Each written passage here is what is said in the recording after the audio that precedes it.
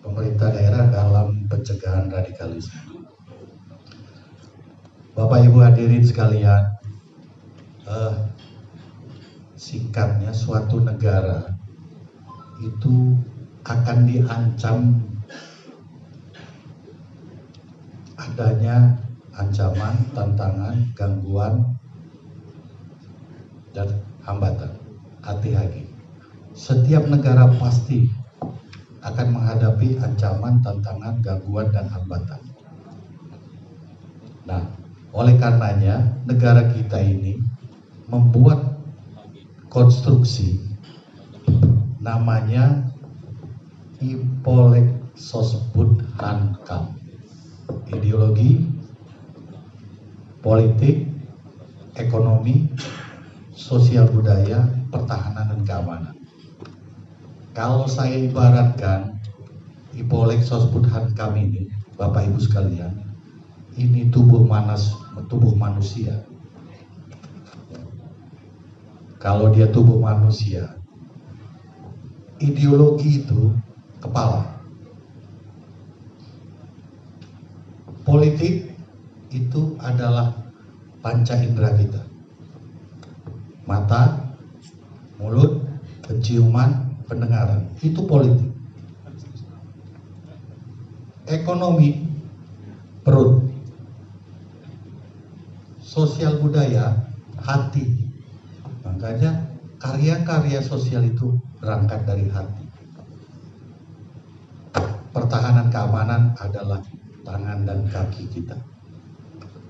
Sekarang negara kita ini kalau anatomi tubuh manusia, yang akan diganggu dulu adalah kepala.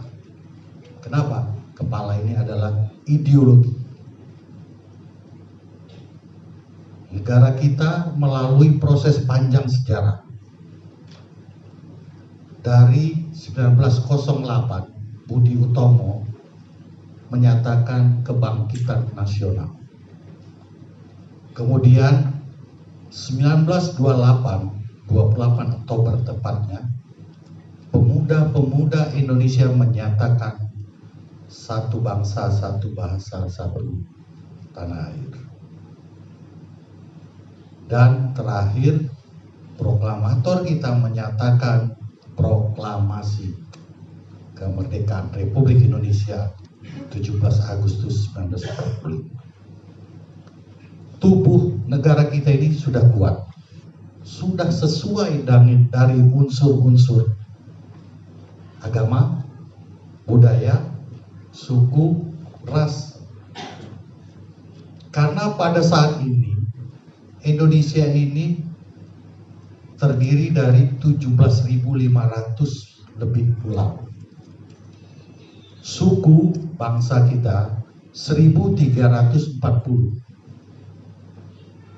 dan bahasa hampir 700. Tetapi yang menyatukan kita semua ini adalah bahasa Indonesia. Bagaimana kalau kita di sini menggunakan bahasa masing-masing? Tentunya kita akan terpecah masing-masing kelompok. Begitu juga agama.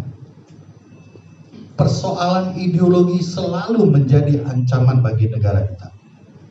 Sudah 5 kali kita mengalami pemberontakan. DITII, PKI, RMS, APRA, Angkatan Perang Ratu Adil, kemudian PRRI. Untuk mengubah negara kesatuan Republik Indonesia ini. Dan itu bersenjata seluruhnya. Pemberontakan-pemberontakan yang terjadi adalah bersenjata. Kenapa bersenjata? Karena pada saat itu teknologi belum semaju pada saat ini.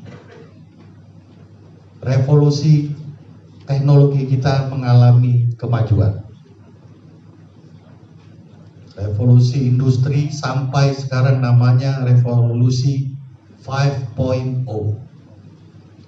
Jadi pemberontakan ini tidak menggunakan kekerasan, tidak menggunakan senjata lagi, tetapi menggunakan apa? Cyber, untuk mempengaruhi, merubah negara kesatuan Republik Indonesia. Kita mengenal yang namanya terorisme di negara kita. Akar dari terorisme adalah radikalisme. Radikalisme berasal dari kata radik. Radik berarti akar. Ketika dia menjadi kal, berarti pemikiran. Kalau bagi individu, radikal itu baik, misalnya ingin merubah dari malas ke rajin, itu bagus. Merubah dari kemunduran atas teknologi menjadi semangat untuk belajar, itu bagus. Radikal untuk diri sendiri, artinya merubah sikap diri sendiri. Tetapi ketika ingin merubah orang lain, ingin merubah kelompok lain, dia menjadi isme, menjadi suatu ajaran. Jadi akar terorisme adalah radikalisme, ajaran. Ciri-ciri daripada radikalisme yang pertama adalah ekstremisme yang disampaikan Pak Ustadz tadi, Pak Mansur Hidayat. Pemahaman agama yang sangat berlebihan. Awalnya ciri-cirinya seperti itu. Kemudian mulai eksklusif terhadap kelompok lain. Mulai membedakan kelompok lain, bid'ah. Dan mulai menunjukkan sikap takfiri, mengkafirkan sesama muslim atau saudara sendiri. Inilah ciri-ciri yang namanya radikalisme. Ini akar terorisme. Karena terorisme itu ada 3 tingkatan. Pertama dari pemikiran, kedua dari sikap, dan ketiga tindakan. Pemikiran dia adalah isme, radikalisme. Ingin mengubah ajaran kelompok lain seperti ajaran yang dianut. Negara kita sudah menetapkan kelompok-kelompok terorisme. Jemaah Islamiyah, Jemaah Ansarud Daulah, ISIS, semua ini sudah ditetapkan sebagai organisasi terorisme. Siapa yang melakukan perekrutan terhadap kelompok ini diancam dalam Undang-Undang Nomor 5 Tahun 2018 Pasal 12A Ayat 2. Barang siapa menjadi anggota atau merekrut orang lain menjadi anggota kelompok atau korporasi yang telah ditetapkan pengadilan sebagai organisasi terorisme, diancam hukuman 2-7 tahun. Inilah yang disangkakan kepada kelompok-kelompok yang sudah berbaiat terhadap jemaah Islamiyah. Di Provinsi Lampung cukup banyak. 120 tahun lalu di ruangan ini yang telah berbaiat kepada jemaah Islamiyah mencabut baiat setia kepada NKRI. 120 orang dari 5 kabupaten, Pringsewu, Pesawaran, Bandar Lampung, Lampung Selatan, dan Metro. Betapa banyaknya sudah mengikut kelompok jemaah Islamiyah karena tidak terasa. Awalnya Bapak Ibu, yang namanya kelompok ingin mengajak orang lain itu mempunyai sikap atau cara-cara takiah. Ini yang disebut menunjukkan sikap baik, menunjukkan sikap persaudaraan. Tidak ada tanda-tanda kejahatan. Mengajak, kemudian beramal, akhirnya mengikuti. Dan ajaran doktrin biasanya akan menyampaikan, memisahkan pikiran orang lain kepada negara. Contohnya, pilih mana Al-Quran dengan Pancasila. Oh, Al-Quran. Pilih mana aturan negara atau aturan agama. Oh, aturan agama. Pilih mana hukum negara atau hukum Islam. Oh, hukum Islam. Mulai dari situ doktrin, terpisahlah pemikiran ini dari negara. Padahal yang namanya Pancasila bukan agama. Pancasila itu adalah ideologi. Ideologi berasal dari kata ide. Ide berarti pemikiran. Al-Quran adalah wahyu ilahi, bukan ideologi. Jadi kelompok ini memanipulasi agama dengan memisahkan aspek negara kepada aspek agama. Oleh karenanya, ini doktrin-doktrin yang akan diberikan kepada kelompok-kelompok. Yang dicari adalah bukan kita-kita ini, Bapak Ibu sekalian. Orang yang pemahaman agamanya terbatas, ilmu pengetahuannya pun terbatas. Inilah yang direkrut. Oleh karenanya, mari kita menjadi orang-orang terdepan terhadap kelompok-kelompok ini yang ingin memisahkan pemikiran agama dan negara.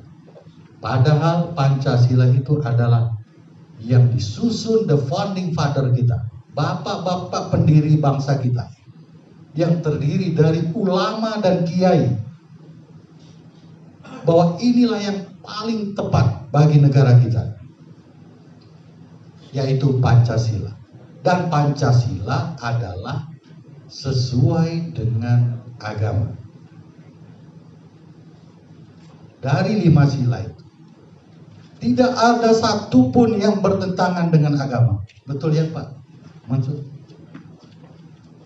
Tetapi biasanya kelompok radikal ingin memisahkan kenegaraan dengan agama. Inilah yang terjadi. Yang disasar adalah pengetahuan dan pemahaman agamanya yang terbatas. Mari kita jadi orang-orang terdepan. Tingkatkan pengetahuan saudara-saudara kita, pemahaman agamanya juga. Kita dalam beribadah, yang disampaikan Pak Ustadz, yang namanya moderasi. Ketika seseorang bersikap moderat, itulah yang benar-benar Islam rahmatan lil alamin. Tidak menyalahkan atau mengkafirkan saudaranya. Bapak Ibu sekalian, saudara-saudara kita ini baru pulang dari haji. Semuanya melaksanakan ibadah, melaksanakan rukun haji di Mekah dan Madinah, termasuk Arba'in. Di sana menggunakan mazhab Hambali. Kita di sini biasanya menggunakan mazhab Syafi'i, dan Muhammadiyah biasanya menggunakan majelis tarjih. Apakah kita beribadah di sana menggunakan mazhab masing-masing? Bisa dilihat, tidak satu pun tetapi mengikuti apa yang dilakukan oleh imam, baik di Masjidil Haram maupun di Madinah.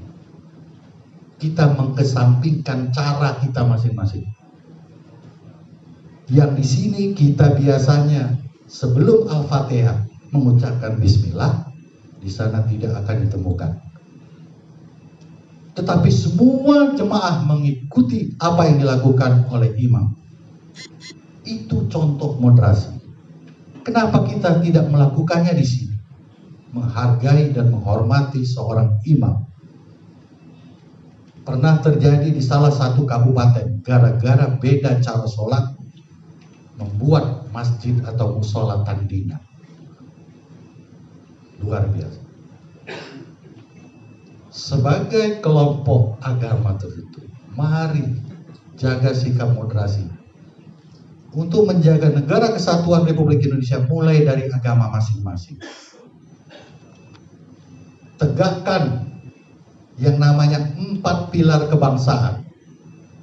Pancasila, Undang-Undang Dasar 1945, NKRI, Bhinneka Tunggal Ika. Inilah yang membuat bangsa kita tetap bersatu.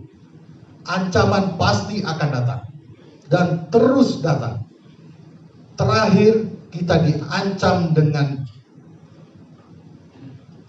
suatu pemikiran atau suatu paham. Mungkin Bapak Ibu sekalian mendengar yang namanya Khilafatul Muslimin yang dipimpin oleh Abdul Qadir Hasan Baraja. Konsep ini diberi nama Khilafatul Muslimin, tetapi ingin mengusung yang namanya kekhilafahan. Kekhilafahan itu ciri-cirinya ada 4. Yang pertama, gerakannya adalah gerakan agama. Yang kedua, ingin menerapkan syariat, dalam hal ini Islam. Yang ketiga, kepemimpinannya menganut atau dengan nama khalifah. Dan yang keempat, 5 menit lagi Bapak. Ya, ingin membuat sistem internasional. 4 ciri ini pasti diusung yang namanya kekhilafahan.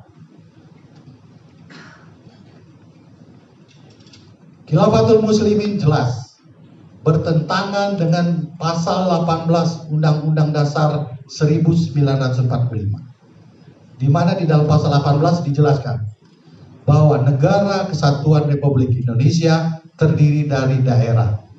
Daerah dibagi dalam provinsi dan kabupaten kota. Tetapi yang namanya Khilafatul Muslimin membentuk yang namanya daulah, kemudian amir, kepemimpinan, dan kelompok ini berbaiat kepada Amirul Mukmininnya atau pemimpinnya. Di dalam baiat itu, Bapak Ibu sekalian, dalam kesempatan ini saya sampaikan, hanya patuh kepada pemimpin, tidak patuh kepada negara. Di dalam baiatnya itu 5 baiat. Poin ketiga, patuh kepada amirnya, tidak patuh kepada negara. Oleh karenanya, Khilafatul Muslimin tidak mengajukan izin baik organisasi, IMB, sekolah, dan balai kesehatan. Tidak sama sekali mengajukan izin kepada pemerintah. Ingin mengelola sendiri, ingin memiliki negara sendiri. Pesantren tidak izin ke Kementerian Agama, membuat kurikulum sendiri. SD hanya ditempuh 3 tahun, SMP 2 tahun, SMA 2 tahun. Berarti 7 tahun sudah lulus SMA, dan kuliah hanya 3 tahun. Berarti 11 tahun sudah sarjana. Dan tidak mempelajari kurikulum yang diatur dalam sistem pendidikan nasional. Nah ini berarti ada negara di dalam negara. Mari saudara-saudara, Bapak Ibu sekalian, sosialisasikan kepada keluarga kita, saudara kita, 4 pilar kebangsaan. Jangan ubah lagi sistem ini. Kekilafahan sudah selesai di zaman sahabat Rasul. Yang terakhir Bani Umayyah kalau nggak salah, ya Pak. Karena apa? Zaman dulu betul tetap kekilafahan itu tepat pada waktu itu. Tapi kondisi sekarang, teknologi sudah maju. Keberagaman kita sangat kompleks. Agama kita beragam. Pemikiran kita berbeda. Tidak tepat. Apakah gubernur mau diganti dengan namanya daulah? Apakah bupati wali kota mau diganti dengan yang amir? Apakah camat lurah kita semua, kepala kampung mau kita ganti? Tidak mungkin. Berapa biaya dan materi, pemikiran dan pengorbanan yang telah dilakukan Bapak pendiri bangsa dan keturunan kita untuk telah mempertahankan negara kesatuan Republik. Mari jaga NKRI tetap agar kita hidup berdampingan dan penuh kedamaian. Demikian, lebih kurang saya mohon maaf karena ini singkat. Wabillahi taufiq wal hidayah. Wassalamualaikum warahmatullahi wabarakatuh.